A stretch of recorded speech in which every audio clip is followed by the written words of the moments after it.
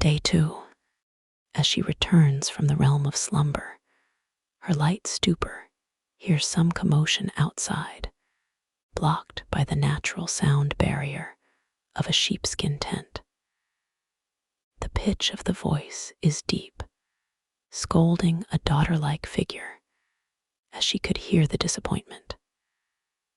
The voices distorted as they entered her ear canal, feeling like if she fully awakened, her guts would be spewed out.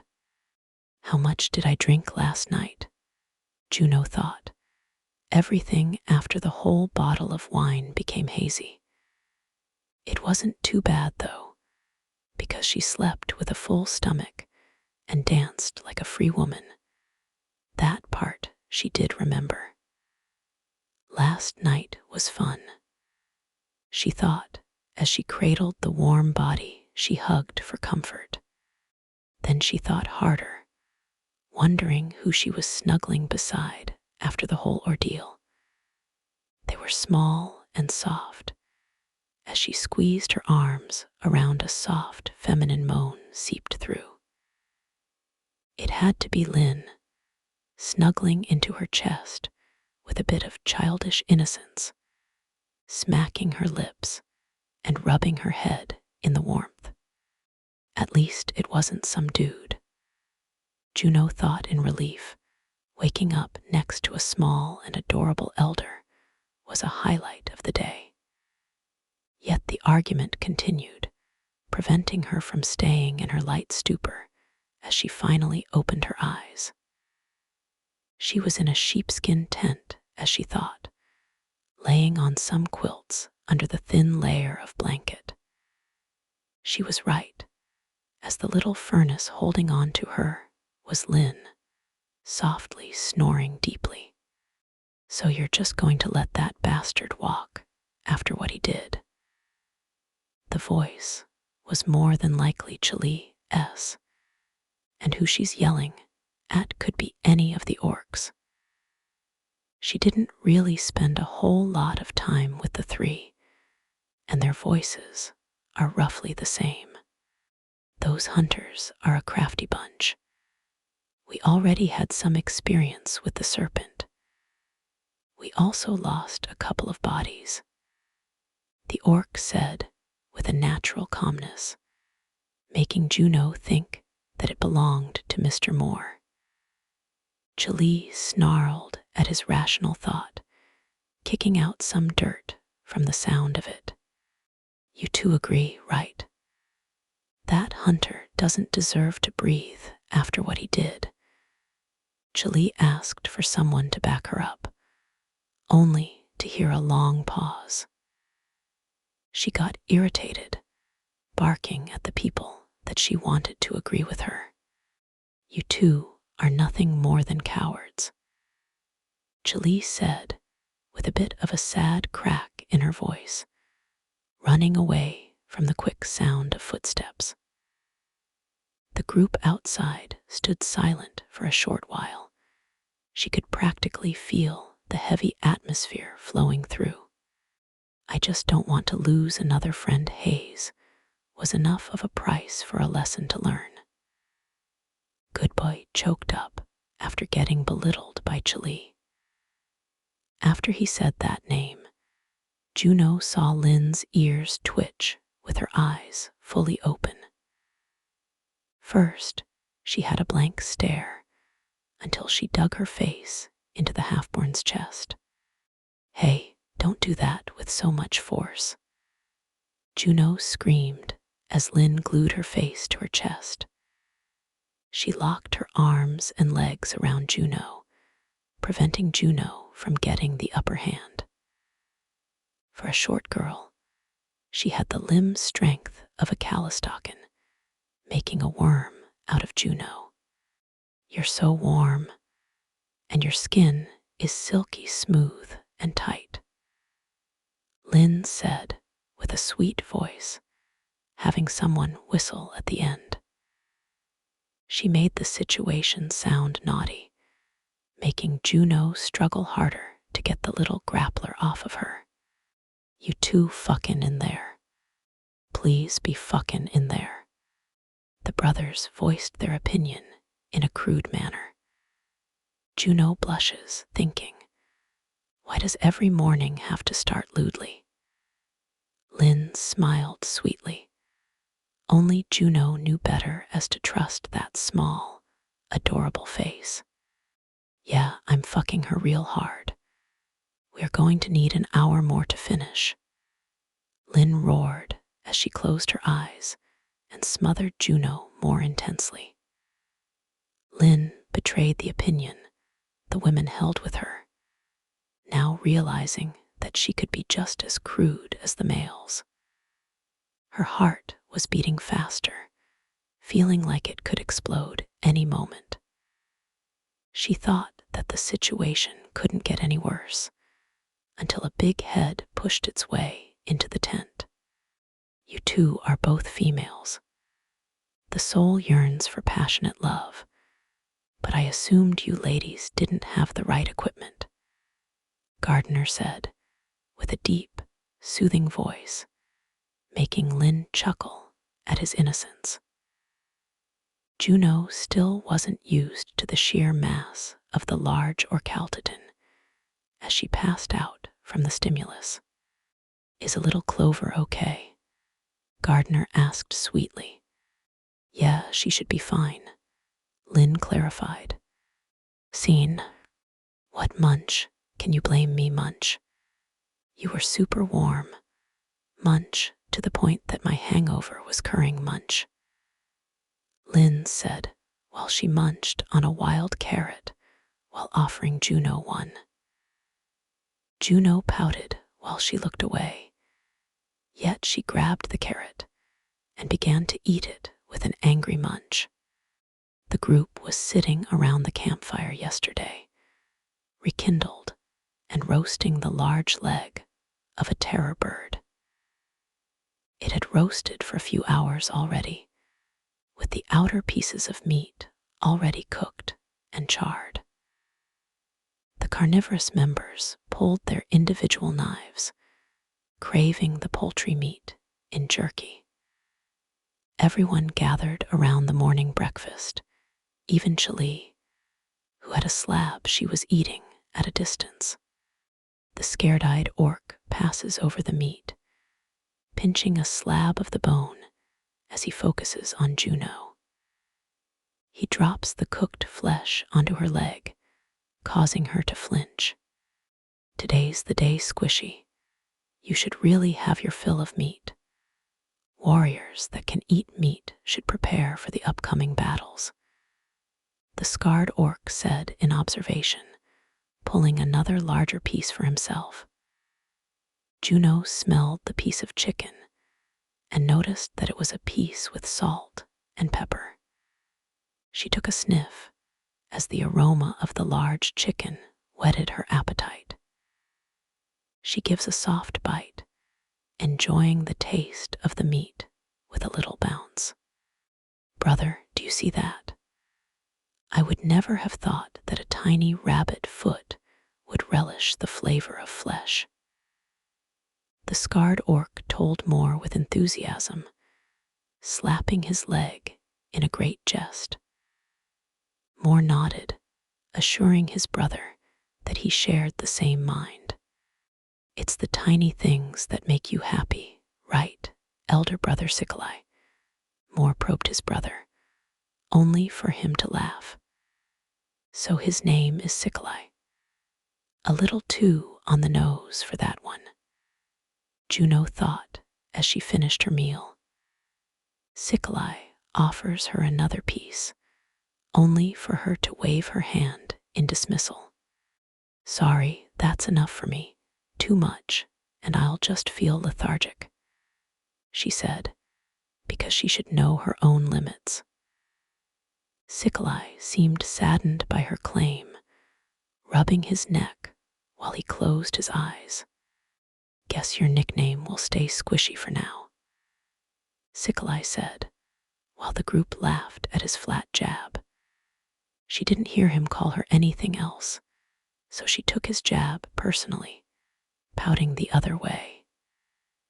She then notices Gardener waiting as the group had their meal, rubbing his thumbs and waiting patiently. Moore looks around to see the rest of the crew, seeing that they all had their fill. "I think you could have the rest, eldest brother Gardener," Moore told the big man, having the orc softly clap his fingers together. He cranes his hand down and wiggles the roasting leg off its rotisserie. He looks at Ramai, who was covered in a sheet drinking coffee, with a grimace. "Are you sure you don't want some, little cranberry?" Gardener said directly to Ramai, with her burping and trying to keep her guts within. "That's all you, big man, that's all you." Ramai withdraws his offer, taking a sip from her very black coffee. The Orchaltidon didn't ask twice, bringing the leg into his mouth like he was eating a chicken leg. His powerful jaws crunched through the bone, only taking 2 bites before the leg vanished from the air. The crunches churned Juno's gut. She instinctively tensed her body with every smack of his lips. "I'm so glad that he's on our side." Juno let the slip of the tongue come through, having the crew look at her. Moore opens his jaw, overly excited from her words as he looks at Sikalai. He lifts his finger, and with everyone parroting him as he punctuates each word with a point. A fed gardener is a docile gardener. It would seem that that was already a mantra that the crew already followed with passion. Juno started to chuckle at the crew, only for the rest of them to join in. Gardener happily finishes his chew, rubbing his belly like an overgrown toddler. The Titan burps and smiles with his eyes closed. "Agreed." Gardener elongated his final word. "Scene. God, this sucks. Why did I have to be partnered up with you for?" Machi cried as she followed the group from behind, with her arms around her head. The group comprises Lynn, Yukon, Finn, Juno, and herself, already 2 hours out from their campsite in the northeast. She had been bitching and moaning the whole time, starting to make Lynn twitch. Before they left camp, Moore assigned them a task from one of his customers, surprising Juno that a scary orc would have clientele. One of the local farmer's daughters ran away from home with an unmade adventurer.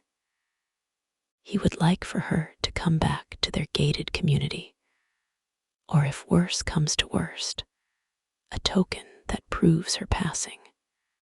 Moore needed the other heavy hitters to go and protect a local village from a raider group called the Bloodfangs.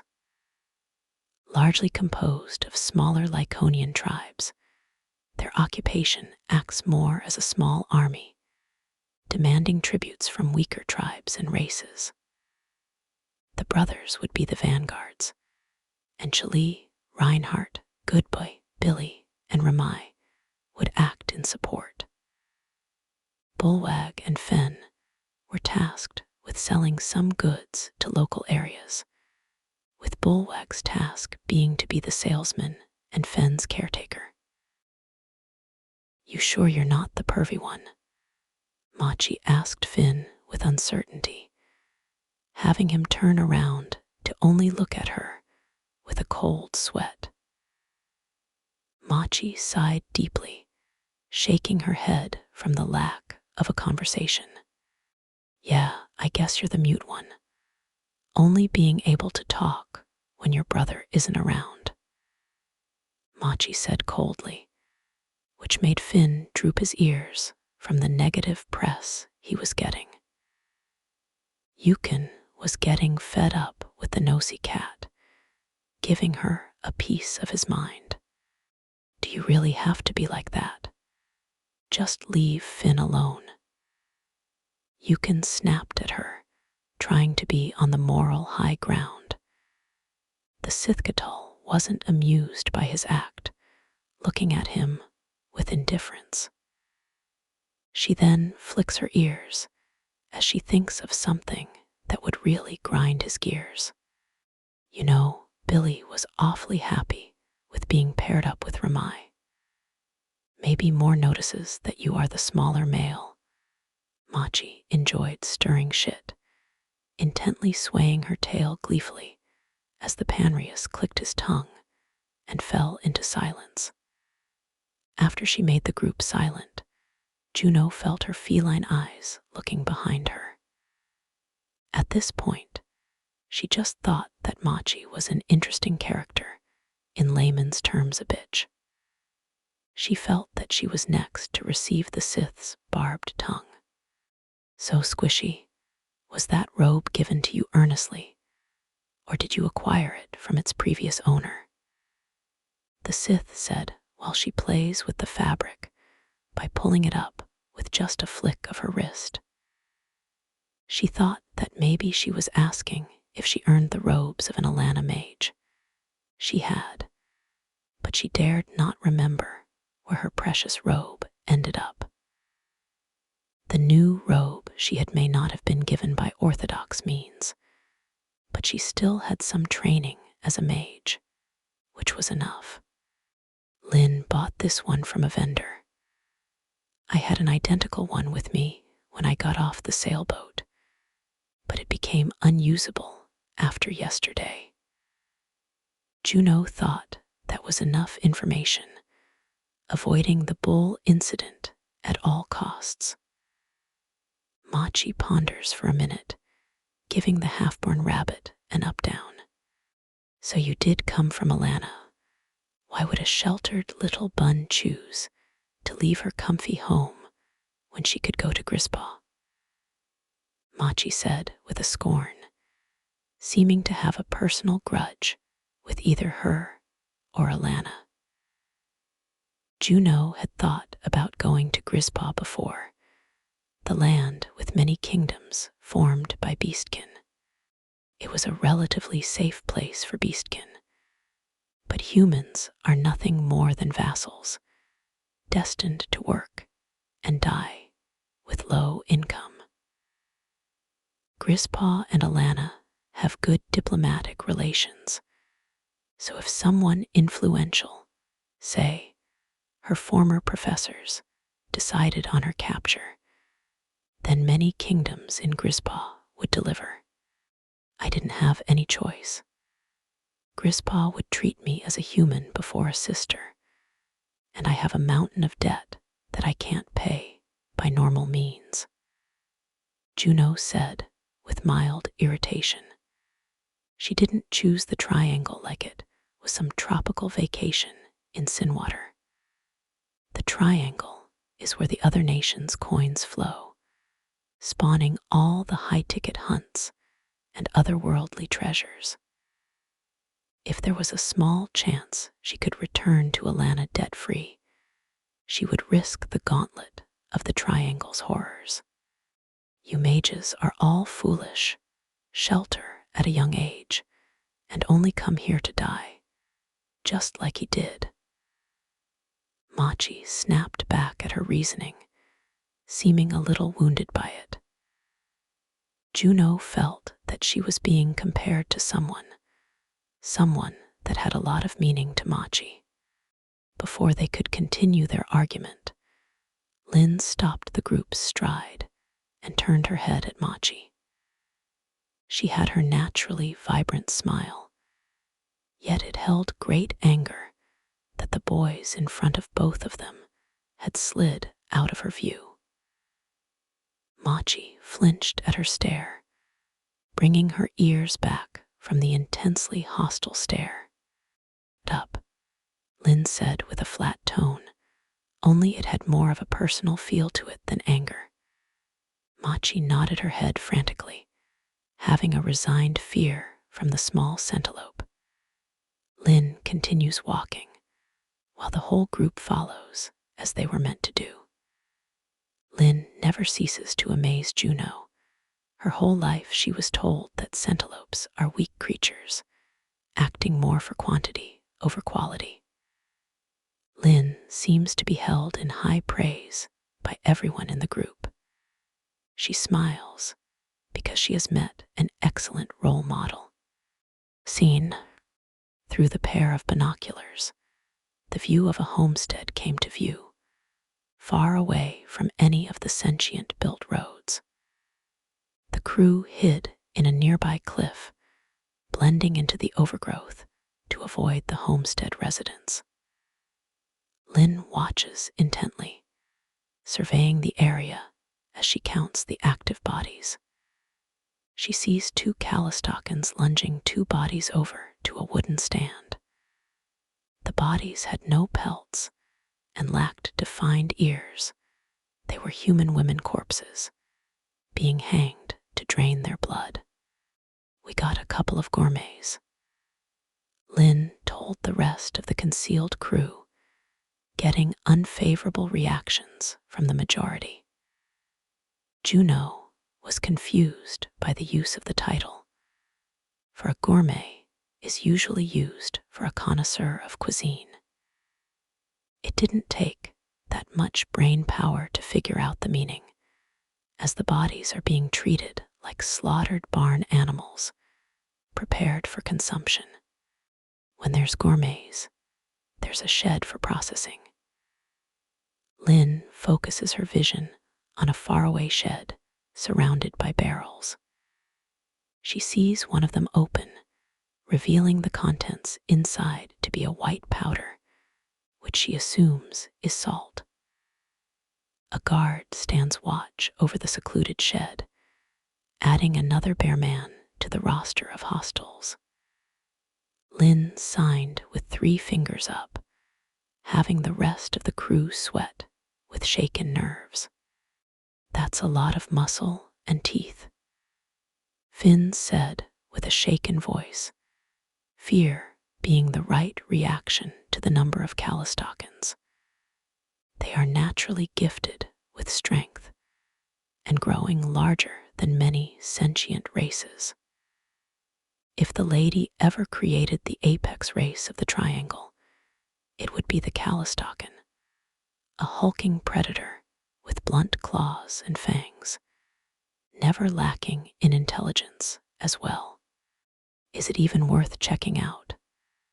How much is the job offering? Yukon asks the observing centelope, shaking her shoulder as a way to get her attention.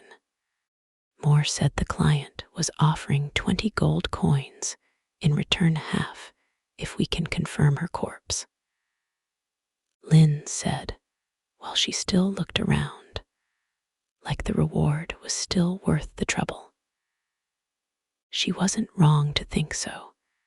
10 gold coins could buy a chunk of land or a peaceful house in major cities, outside the triangle, of course. Do we know what the miss looks like? Does she have a sexy broad mole or something? Machi said with a bit of sass, having Lynn swat at her in retaliation. It was a soft tab, but it got the message through. Volpe's female, early 20s, smoky red hair with a black streak at the roots, brown eyes, wears revealing white blouses and tight leather trousers. Lynn listened as she looked at Machi, who was intently listening to her list of women. She sounded beautiful, the spitting image of a fertile woman, not a type of person that can live outside the safety in numbers. What if she's maimed to the point beyond recognition? Yukon asked, unnerving Juno from the answer. She did learn that the triangle was filled with horrors and death. Nobody was above becoming dinner. She was traveling with a Volpe's adventurer, who is blonde and gray, amber eyes, light leather armor, and a short sword. If he is dead as well, then she carries a silver pocket mirror, and her fangs should be white as snow. Lynn added, because when there are gourmets around, the chances of an intact body go down drastically. Lynn stayed quiet for a bit, wondering how to tackle this situation. If they ignored the gourmet's camp and they were in there, then they wasted time and coin. Yet the gamble is a couple of Callistos, with the chance of many more being inside the buildings or wandering around. Suddenly, a loud bang was audible from their position. It was faint, yet sounded close. The groups tensed their bodies from the sound of gunfire. The Callistos heightened their guard, looking around their surroundings. 3 men came out of the homestead, 2 Lyconian and a Panthemata, reading their arms and claws. From the shed door came 2 Sithcatul, rushing out from the noise, while a Centelope male wiggles his finger and barks orders. That fucker, he betrays his race, Lynn said silently, tempering her anger for the Centelope, who is part of the gourmets. His appearance also pissed Juno off. Why was it that male Centelopes saw it fit to be such predators? The ground was swarming with opposition, unclear if they would have a chance to investigate, until they heard a voice from the distance. Slayer, there is a slayer. Another loud bang followed, silencing the voice that screamed his warning. The crowd gathered their weapons. Callisto carried large clubs and axes, while the smaller races carried swords and bows as they charged towards the hunter's direction. The Moor's party were shocked by the announcement, but Lynn flicked her ears to an opportunity. As long as that guy keeps them busy, Lynn said, as she walked in a crouch, passing by the others in Moor's party. Yukon looked at the Centelope with surprise, reluctantly following her as she went around the foliage. Are you too crazy? Machi whispered with an emphasis, while Finn and Juno just blankly watched her pelt and tail frizz up. The sound of battle draws her attention as she conflicts herself from following the 2. She stays paused for a moment, then she shakes off her nerves and follows Lynn and Yukon. Come on, gang. Don't want to be taken by surprise by either of them. Machi refers to the gourmets and the nameless hunter. Both Finn and Juno hesitated before joining the group. Finn reluctantly joined the party shortly. Juno was the last one to follow, looking around to see no one around. Her nerves keep on getting to her, irritating the half-born with how weak her resolve is. She was a mage from the great land of Magecraft Alana. She wasn't a defenseless little rabbit without merit.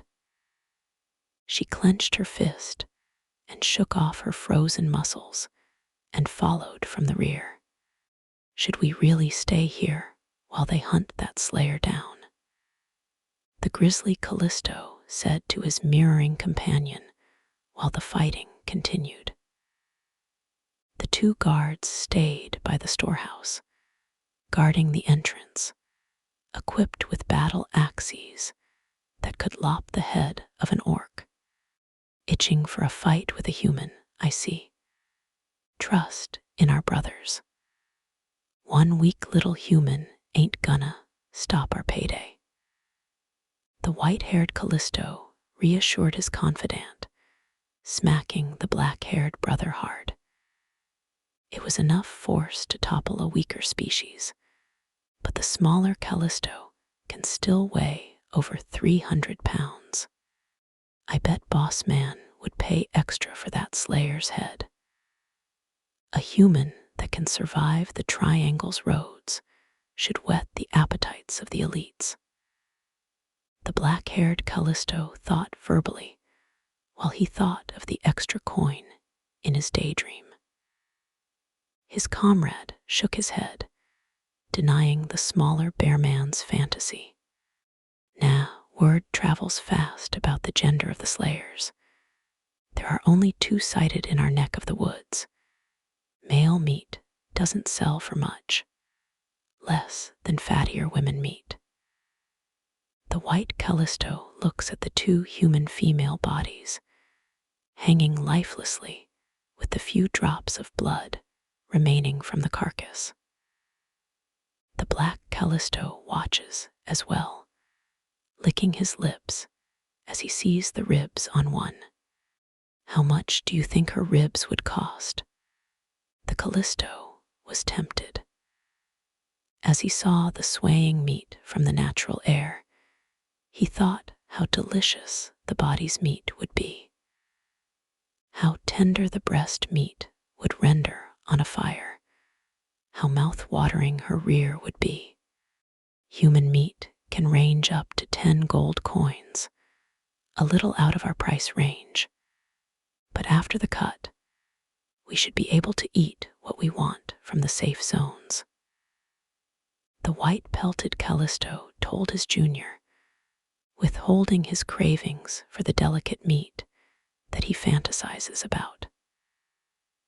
The black pelt Callisto sighed as he gave his blunt answer, looking out at his surroundings with somber eyes.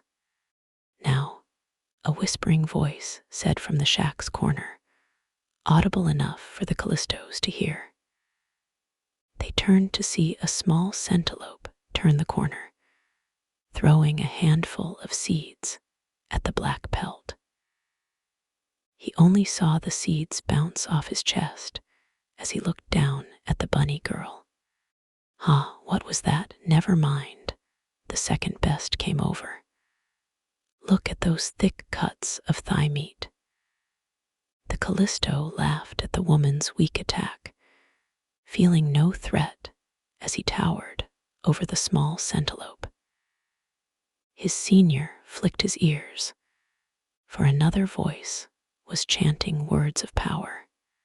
Watch out, the white pelt Callisto tried as he could to run at the centerlope.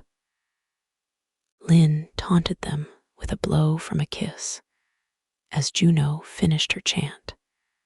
Eratacibus fiamis, ad solum compactum, scopum meum velut, arborum liga.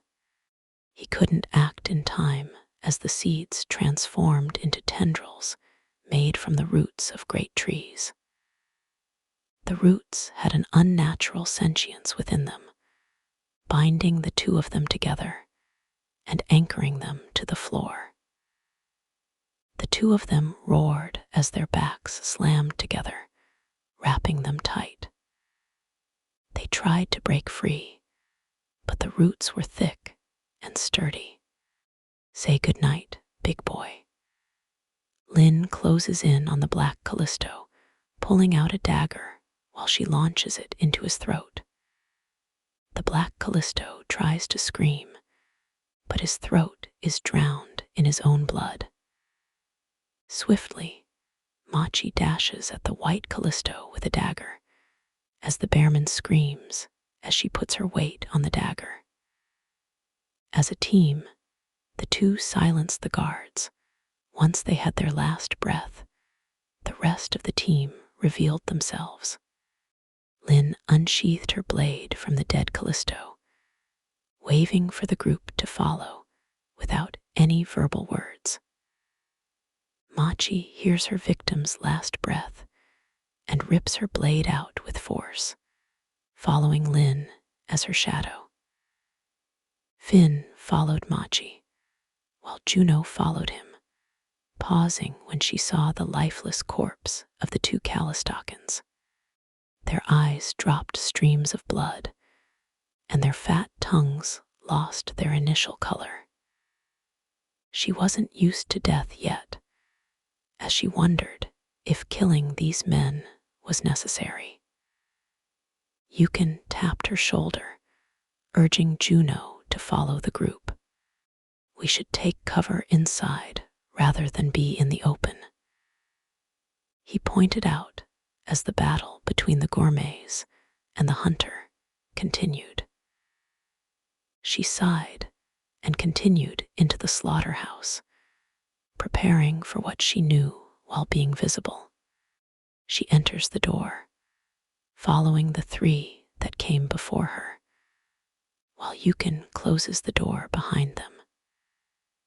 Juno felt like they were forgetting something, realizing that they left 2 full corpses standing at the entrance.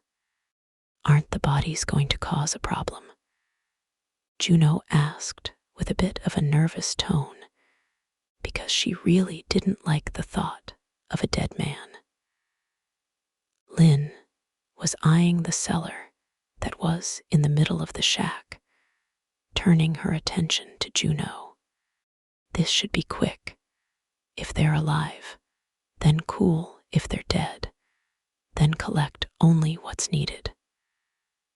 Lynn flicked her ears to hear any disturbances inside the cellar. It had a deep echo, telling the party's leader that this cellar was more of a dungeon than a wine cellar. The echoes were audible, telling the crew that there was still someone inside. Hopefully, we find that Sentinel trafficker. You seem a little bit strung up, Machi probed as she put her palm on her hip, having Lynn nod to confirm her statement. Lynn swirls her blade playfully, elegantly rolling it around her fingers. Killing that bastard would be a favor to my people's gene pool, Lynn said with a sadistic flat tone, seeming like it would give her great pleasure. Juno was amazed by the pureblood's bloodlust. Her tiny frame hid the makings of a killer. Lynn then looks at her group, coming up with a plan. Yukon and Finn, your guys stay by the door and make sure no one gets in without our knowledge. She points at the 2 males, while both of them nodded at her orders. Lynn then tabs Machi's shoulder and waves at Juno. You girls are with me. Stealth requires a lady's touch at the moment, as we weigh less, Lynn said as she stretched her muscles, readying her body to crouch and contort. Machi enters first, while Lynn follows behind her, Juno pacing herself to follow beside them. They enter the long cellar, keeping their steps soft to quiet their footsteps.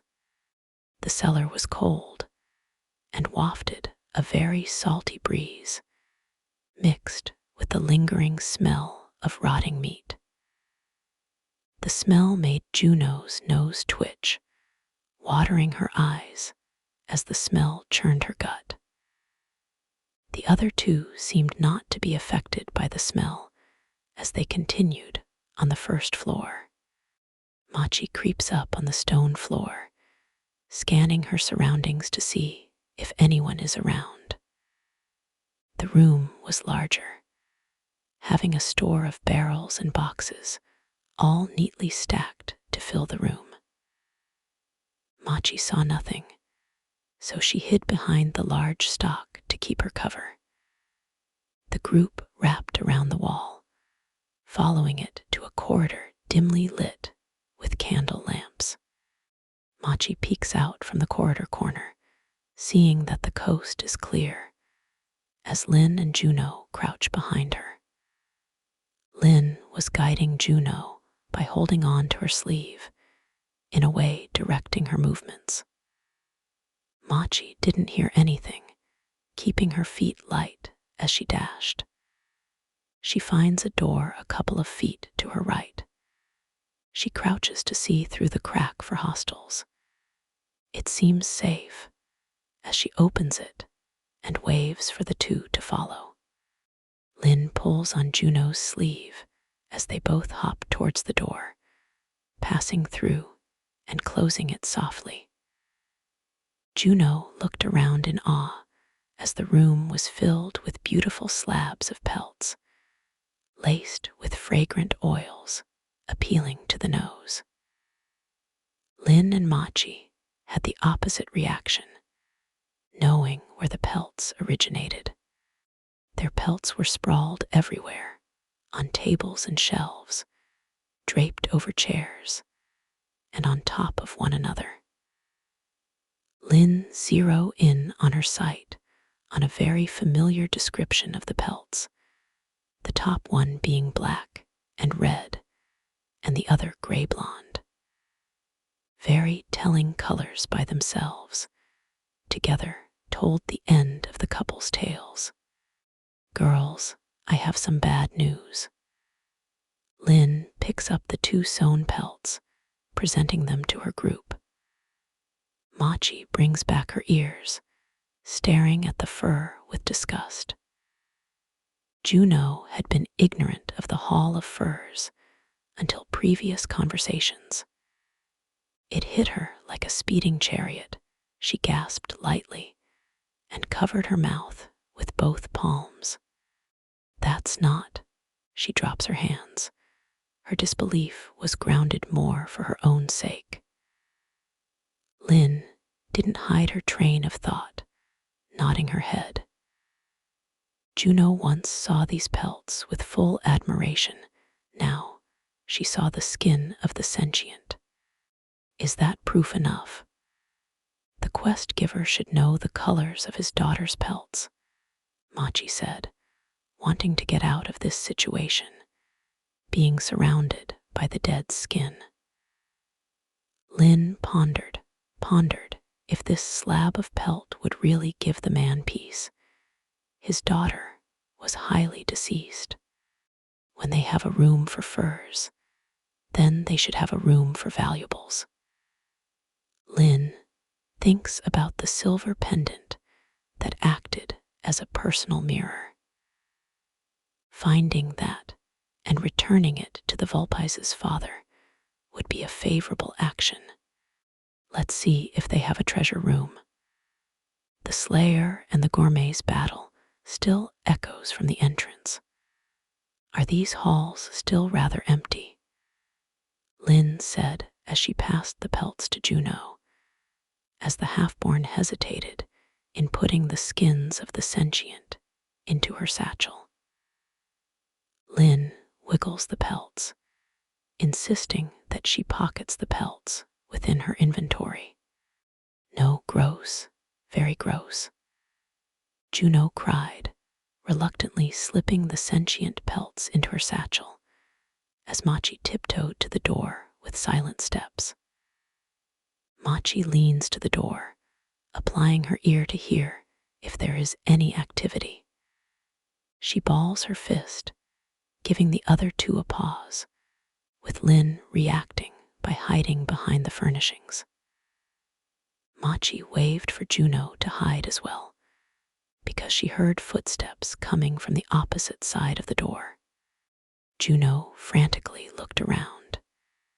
She was taller than the both of them, so hiding like Lynn wasn't an option.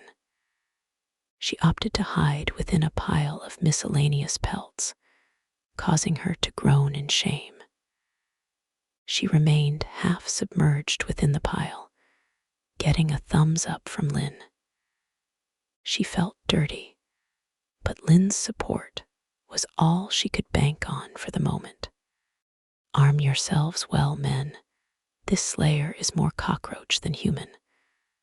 30 coins, however, strangle the serpent. Machi hears from the hallway, the footsteps growing ever more quieter. The Gourmets were awfully loud, having Lynn and Juno hear his words. Machi looks at Lynn, both of them reacting to the mention of a serpent slayer. Puppy would be foaming at the mouth right now. Machi directed her words to Lin, who ignored her as she waved at Juno. They mentioned that the serpent slayer had Juno interested, wondering how small this large continent could be. The party regroups with Machi. Lin is in the middle, while Juno is at the end. We should get out of here, Machi said to Lin, only for the Centilope to refuse her request. Let's go deeper, pendant, and the Centilope trafficker's throat if possible. Lin made up her mind. Finding their bodies in one piece may be close to impossible, but the other objectives are still doable. Machi sighs, but understands Centilope's reasoning. She makes sure that the gourmets didn't retract their steps after seeing the guardsmen in front tangled and dead. It seems that they didn't think twice about the display, as the footsteps didn't come back. No scuffle either, so the boys hid well and avoided an encounter. The coast seemed clear audibly, so Machi opens the door cautiously and scans around. There was a light charter, but no footsteps that echoed on the stone walls. Do I hear whimpering? Juno pointed out with the flick of her ears. It sounded weak but present. Machi sighed. She knew Lin was going to want to investigate to see who was making the sound. She didn't care much about the person's safety, but where there's people, there's a treasure room. Machi sprints out, taking the corner and scanning the long bit of corridor. No activity meant that she waved at the other two to move up, which they silently did. It was just a hall with no cover, so it was better for the group to just dash through it without pause. After around 30 paces, the group heard someone talking through a lit room, and also the whimpering from earlier. Machi quiets her steps and slows her pace, gluing herself to the wall. The team all huddled on the wall as they heard the conversation of a posed man and his victim. You had one job, one little job, and you were in the good graces of royalty and the wealthy. The voice was mature and awfully calculated, sounding more like an elder reprimanding a child. Machi reached into her pocket and pulled out a mirror and slightly tilted it to see the person. It was the Centilope from earlier, barking orders to men twice his size. He seemed awfully comfortable for a herbivore surrounded by teeth, meaning that he too was more monster than they were. He had a tailored business suit, one you would see in major civilized cities rather than the triangle. How can you lose a half-born who came from a world of luxury? A couple of cherry words, and you would have been paid well. The way he said half-born twisted Juno's gut as he spoke, as if whoever it was nothing more than stock. Lin saw that she had some discomfort, rubbing her shoulder to calm her nerves. Machi inches a bit to see the broader picture, seeing another Centilope sitting on a chair and his face wrapped in cloth. He was a Centilope with fair features, only sullied by his flowing tears and his soiled trousers. He shook in fear with bug eyes, only whimpering as he couldn't voice his thoughts. It's a rarity for a half-born Centilope to be hopping around without a colony. Yet you lost the only one that has no family record, friends, or acquaintances. The Centilope trafficker seemed to be more focused on taunting the bound Sentinel, urging Machi to move up to avoid being spotted. She was preparing to shimmy onto the other side until her mirror saw a frightening sight. A towering Calistocken loomed over the bounded Sentinel, with ash-gray hair and a missing eye. Callistos are always born to be bigger, but this one was almost twice the weight and size of the ones from earlier. She hesitated, pulling back her mirror and gluing herself deep onto the wall. She had a slight panic attack, causing Lynn to probe her on the matter. With only her lips, she told Lynn, "Big boy." With every breath, she moved her lips. Lynn understood her reaction, as it told him that this Callisto was an alpha. Machi shook her body and returned to her surveillance, popping her mirror open with a nervous sweat. You know what happens to people who don't deliver in this line of business, Mr. Derek Riggs. The trafficker focuses on Riggs, and the Callisto Alpha snaps its jaws next to his ears, creating a blind spot. Machi's shimmies to the other side quickly, switching her mirror on the other hand, while she fists her other hand as a signal. Lynn moves forward, waiting for Juno to bump her shoulder, but she doesn't do it immediately. Juno hesitates, as she seems to be fuming from the mention of the Sentinel captive's name. Lynn waves at Juno animatedly, which makes the women move up even if she is still fuming. Lynn waits for the Machi to signal a flat palm, for a flat palm means no line of sight. Machi saw the hulking alpha and his full glory, with bone-crushing muscles and a butcher's apron stained with blood. He carried a cleaver that was heavier than a long sword.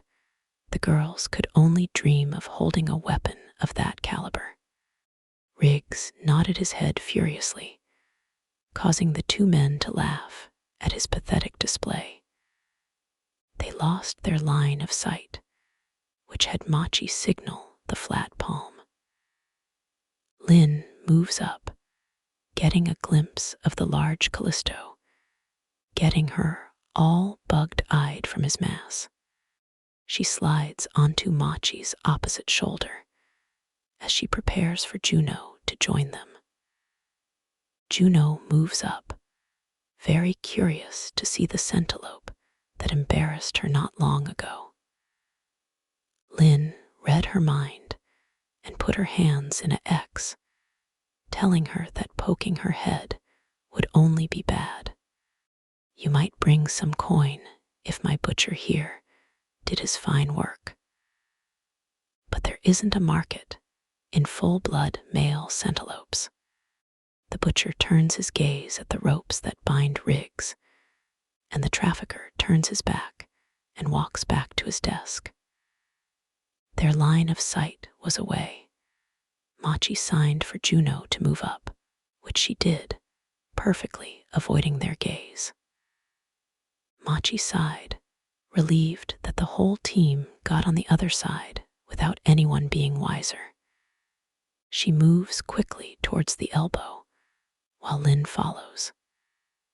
As they went on the corner, they noticed that Juno didn't follow. "What are you doing?" Machi whispered to Juno, as she glued herself at the door, only hearing the room. The sound of a ripping rope as the bound Riggs wiggled out of his restraints.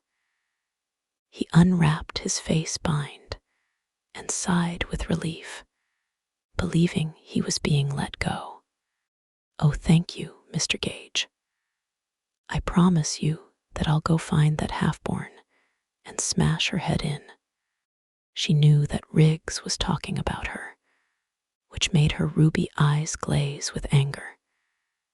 He would be so happy to know that his prize was just an earshot away. Juno didn't move from her position because she was confident in the way the trafficker played with his words.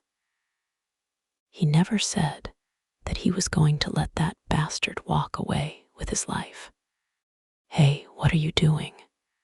Riggs screams as the butcher wraps his hand around his waist, firming his grip for a bit of discomfort.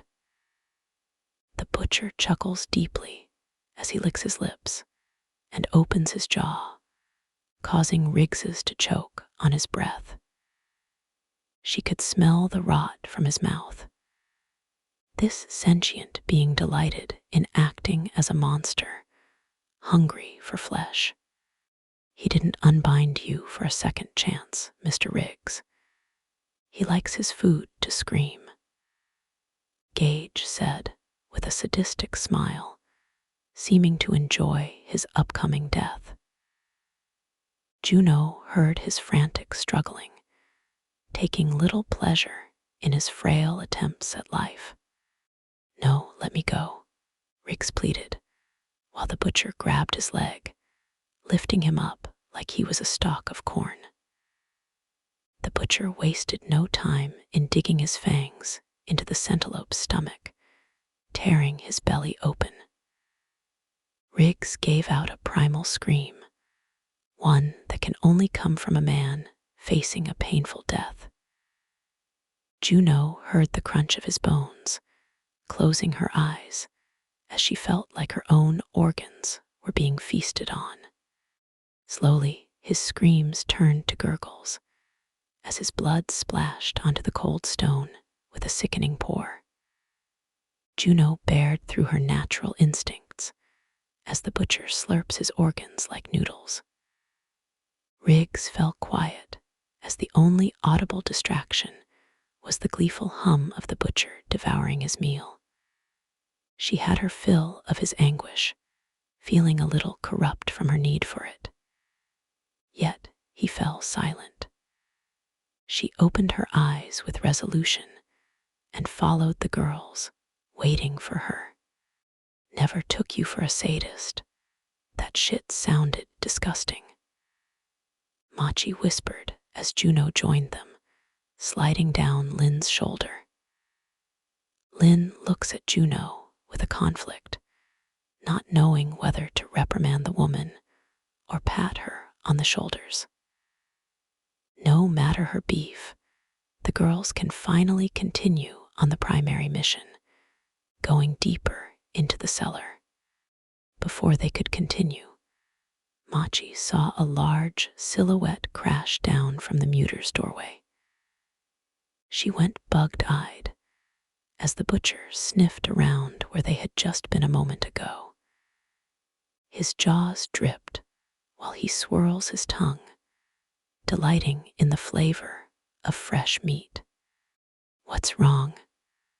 Are there unwelcome guests around?" Gage said out loud out of sight, because the butcher covered the whole door when he was on all fours. He was too big to fit in the hallways, only able to navigate these halls like his ancestors roamed. "I smell females. I smell half-born meat," the butcher claimed as he followed the scent trail they left on the other side. He crawled naturally, like it was a habit that he had adopted for a long period of time. Machi tapped Lynn and paced herself through the corridors, having the group follow in a panic. They didn't have the time to be patient. A large Callisto was actively hunting them now. They swiftly opened doors silently, but without any caution for anyone other than the butcher. They passed through sleeping quarters, storage rooms filled with barrels, smelling of salt and meat. Lynn pauses her pace because she is interested in investigating the room, until she sees the faint shadow of the butcher's dripping jaws. Her natural instinct kicked in as she swirled around and dashed behind Juno. They passed through the labyrinth of a cellar. Now this was a certified dungeon. Every turn, every door opened, and the butcher followed at an alarming distance away. They reached a door that had a padlock, while Machi shook it out of desperation. It was the final door in a hall, trapping them as the butcher came closer, roaring for the flesh. Fuck, why won't this door bust? Machi and Lin tried to open the door with both of their strength, thrashing the lock to break. Juno forcibly pushes Lin to the side while Machi follows, for the half-born had a stern expression. Juno picks at her satchel, pulling a seed from her pouch and placing it on the floor. She calms her nerves as best she can, speaking her words of power. Eradicibus fiamis, ad solium compactum, scopum meum velat, arborum liga.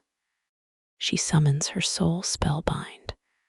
From her many years of training in Alana, she could control the output by filling her words with mana. Her one and only spell, but limited by the imagination of its user. The vines dig roots into the stone with incredible force that the padlock was strained by a constant force, breaking the iron lock. Thank Demeter, mother of magic. The whole crew said in prayer, smiling at one another from their same thought.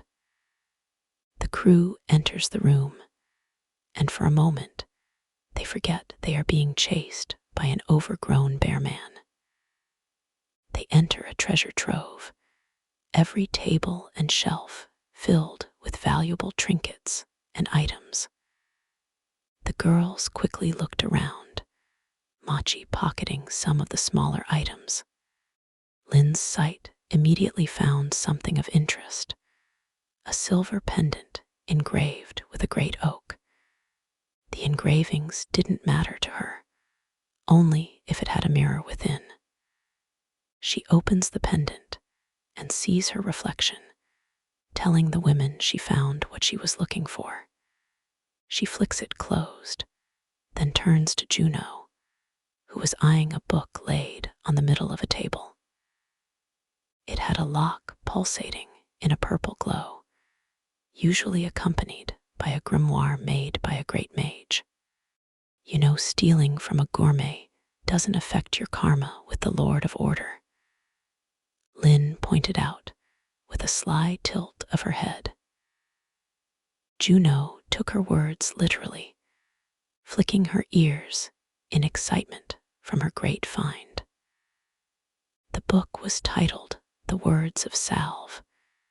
Its cover was decorated with vines, with a green background, matching Juno's affinity. Machi had her fill of pocketing trinkets as she grabbed a cloth from her satchel, furiously swiping at the crack of her breast. She then walked towards Lin, holding the rag like it was precious cargo. Without words, Lin puffed out her chest and let Machi furiously swipe her chest without shame. She then looked at Juno, who was blushing from the beginning of this display. She blocks her chest, wondering why Machi was doing this at this time. I need your boob water so I can chuck this in the corner for Mr. 80-100-pound hungry fuck. Machi reasons with Juno as the echoes of the butcher became louder and closer. Juno hesitates, but in the end, she puffs out her chest while she was flushed like a tomato. Machi playfully lifts her tit with a smirk as she furiously wiped the crevice of her boobs. After she was done adding their scent to the rag, it was dripping in their essence. Lin grabs Juno and pulls her to the door's entrance, grabbing a cover drenched in the smell of many victims, while Machi works. At the corner of the room is a wardrobe stand, big enough to hide the three of them. She opens the wardrobe, sliding all the clothes to reveal the back, and chucked the rag into the back of it as it sticks.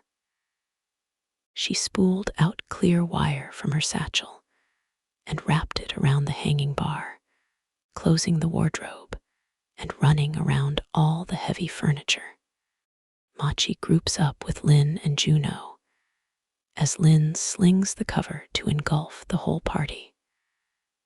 Machi slides under the cover in the nick of time as the whole group crouch and blend. Once they crouch, the heavy breath of the butcher entered the room, having the rest of the group tense up.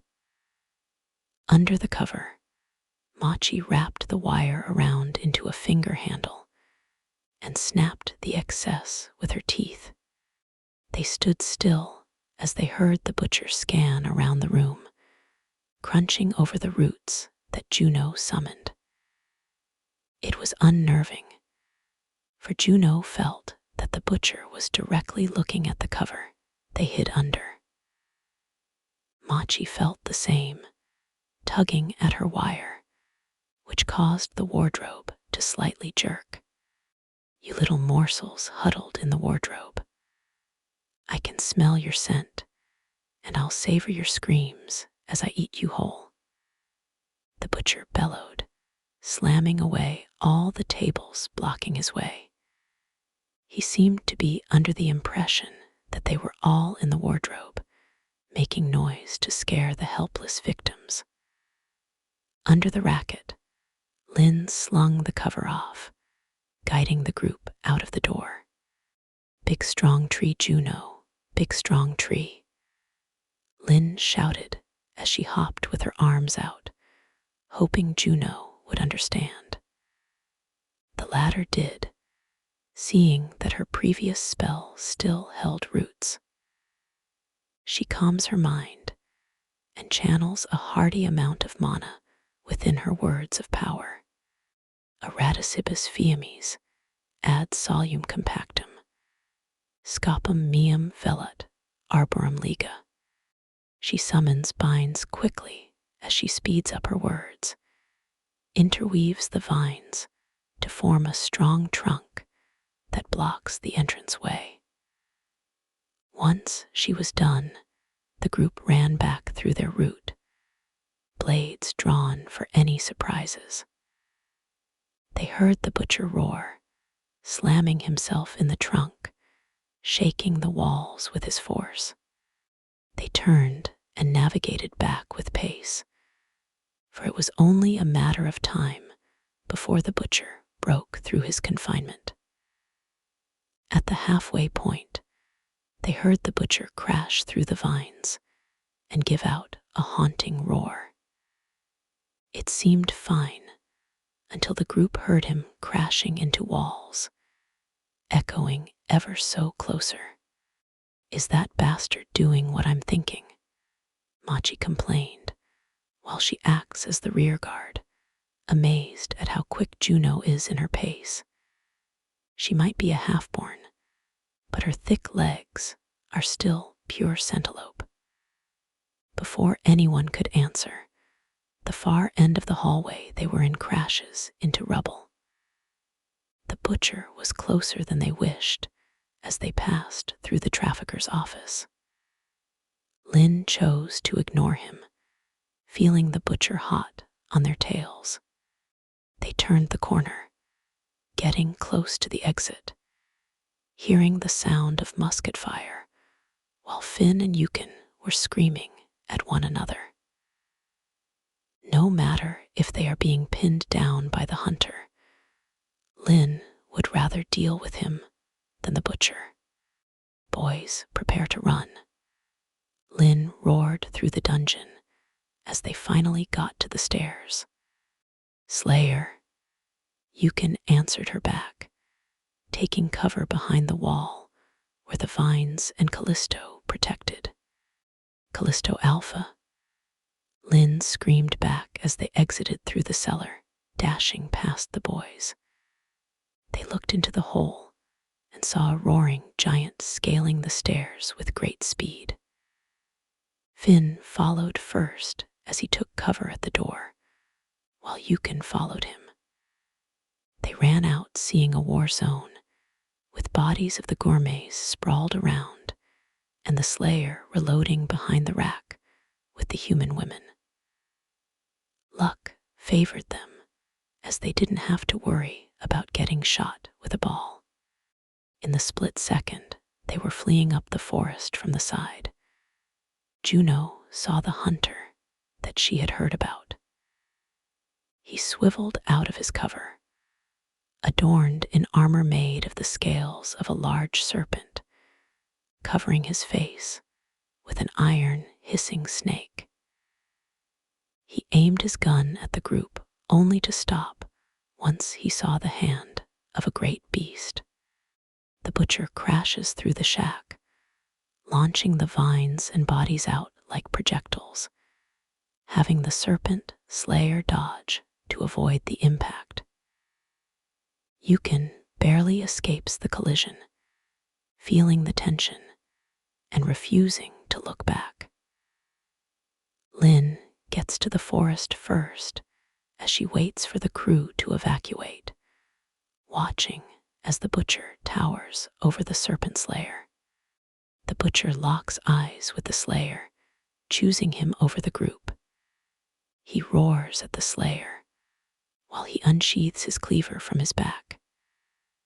Now the crew had the cover of the forest, leaving the slayer to handle the butcher.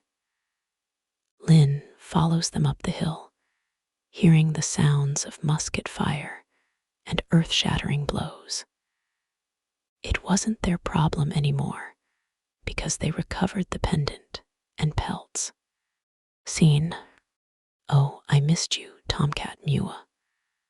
Machi and Reinhardt share a deep kiss as the large Panthemata cradles the small Sithcatul in his arms.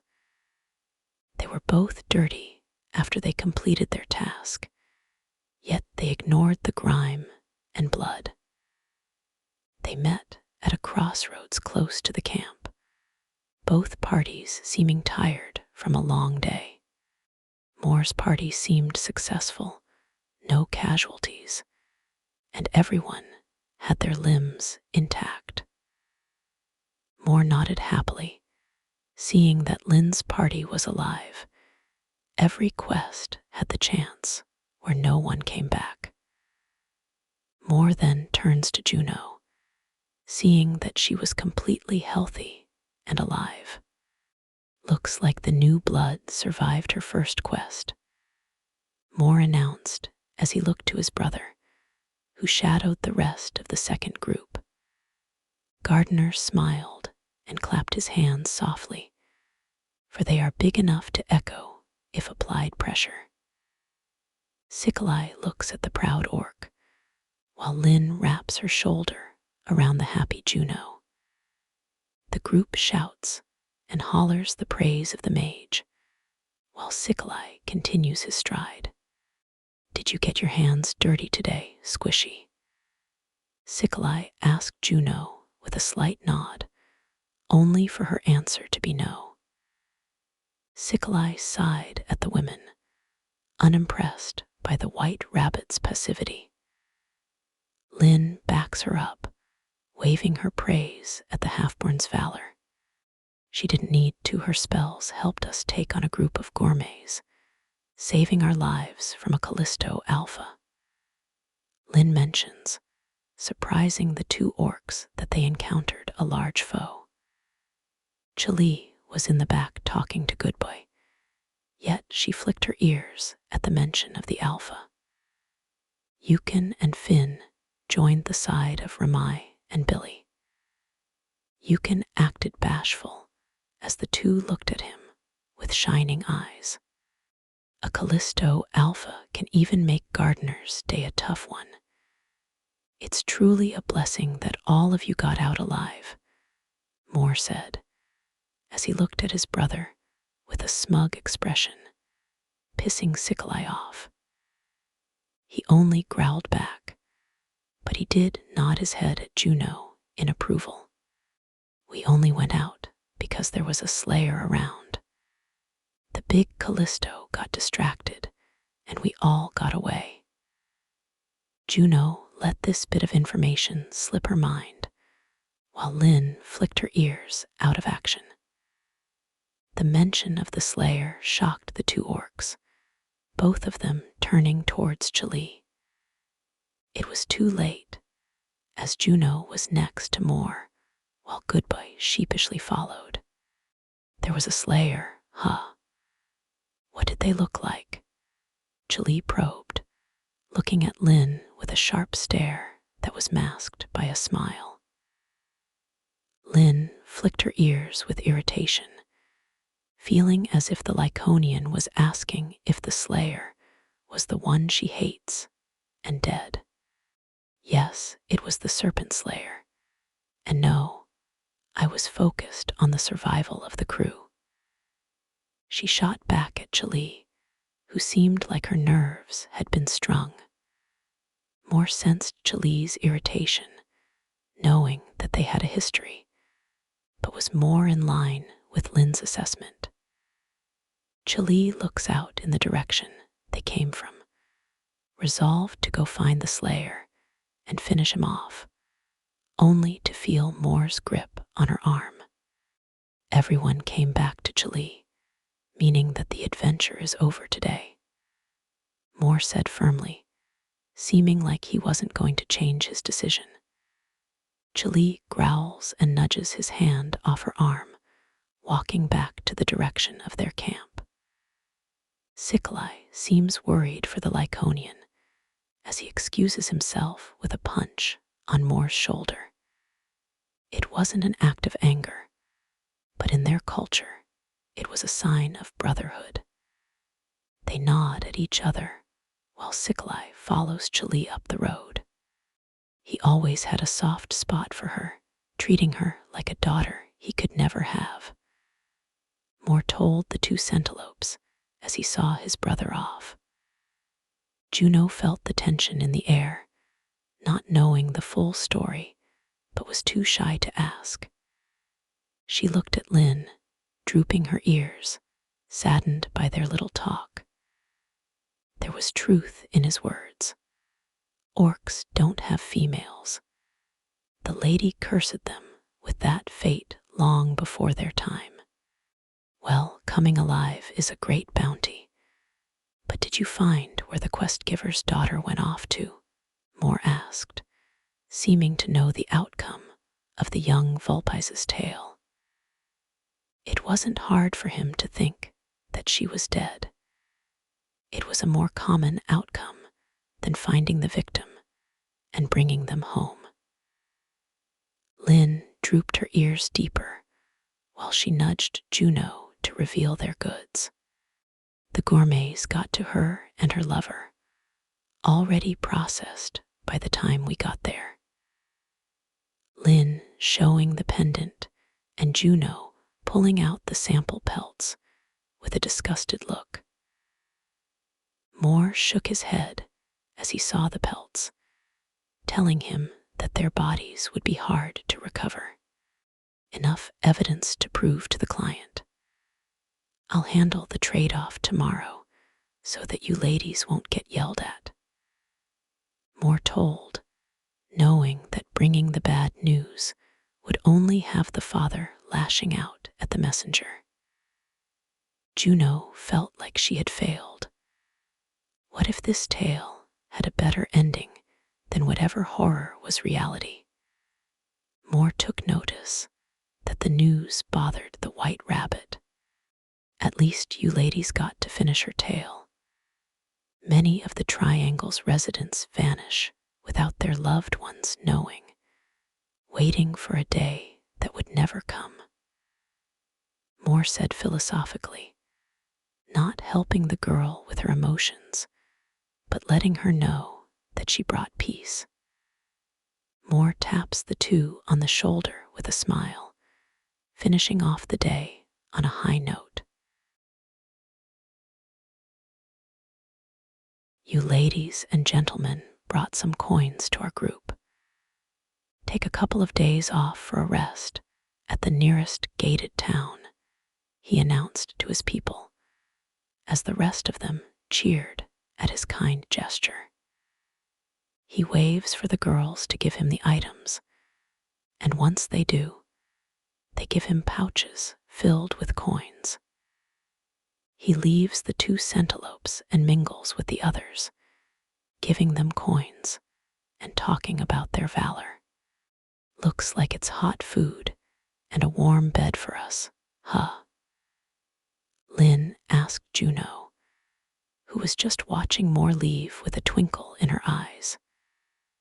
Her reaction to getting money concerned Lynn, as she waves at her attention. He is a kind man, Juno pointed out, jiggling her pay with a gleeful playfulness. You're not falling in love, are you? Lynn said in a joking manner still. Juno blushed in embarrassment from her claim. She punched Lynn in the ribs, causing the veteran to feel a mild sting. Lynn laughs at the half-born's innocence, slowly bringing up an agenda. You know, a room for 2 is cheaper than a room for 1. Lynn slyly hints at Juno that she wouldn't mind bunking up with her. Juno seemed bashful from Lynn's advances, thinking that she meant something more personal. Lynn flicks the half-born on her forehead, sternly telling her, I'm not going to do anything, you nasty tall rabbit. Lynn pointed out, waving her finger at Juno and shaming her dirty mind. After a bit, the both of them laughed as they both traveled up the road. They headed to a sign that had mellow ground etched into the slab, where they would find some food and shelter.